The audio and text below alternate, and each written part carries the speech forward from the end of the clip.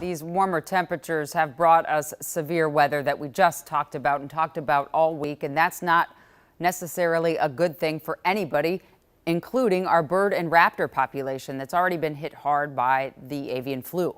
But the heat also brings some good news for the highly pathogenic influenza.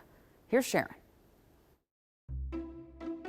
April's colder temperatures and the drought-ending precipitation wasn't necessarily any good news for the highly pathogenic avian influenza. The weather that we've been having, all of April, that cool, damp environment, lets it live longer in the environment. Dr. Victoria Hall, the executive director of the Raptor Center, is keenly aware because patient numbers have remained high. We are still in full-blown emergency response here at the Raptor Center. We're still seeing a huge amount of transmission in the birds that are coming in.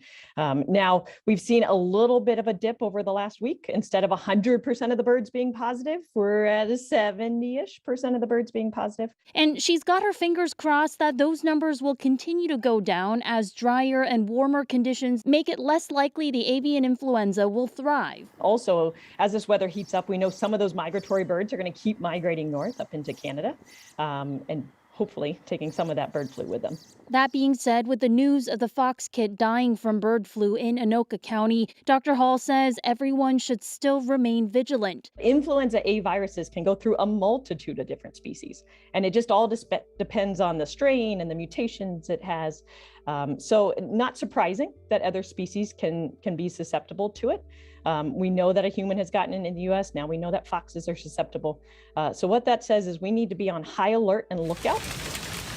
On top of that, severe weather from this week has added yet another challenge for raptors. We worry about our birds in our environment, right? Especially ones that are sitting on nests right now.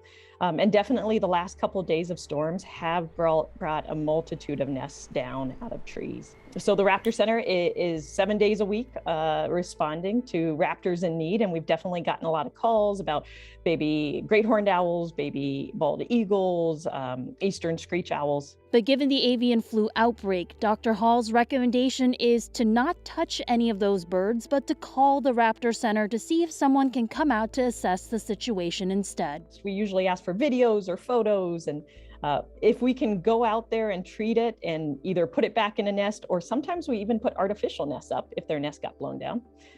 We like to do that versus bringing it all the way in because we know they do their best with their parents.